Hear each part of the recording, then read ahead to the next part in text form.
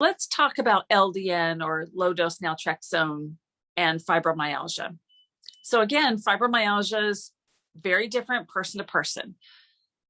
But when we're dealing with low dose naltrexone, it works at the cellular level. So right at the pinpoint of where energy is made in the cell, where those chemical processes can be disrupted by chemicals that cause inflammation.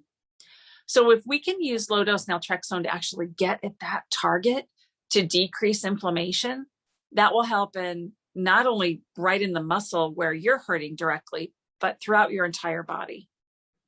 So a lot of times we see mood improve, energy improve because of using low dose naltrexone and fibromyalgia. What we've learned with using LDN and fibromyalgia is that we need to start low and slowly increase the dose. Because if we start too high and go too quickly, sometimes symptoms get worse before they get better. But what I will also say is that low dose naltrexone is not necessarily a medication that in 2 or 3 days is going to, pardon me, turn everything off. We have to set up a very realistic expectation of how LDN works and how long it's going to take for that individual.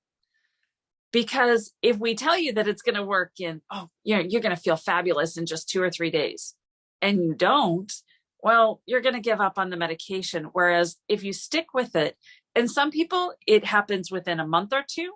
For some people, it's up to 4 to 6 months. But again, this is a low risk, low side effect, low dose, and low expense medication.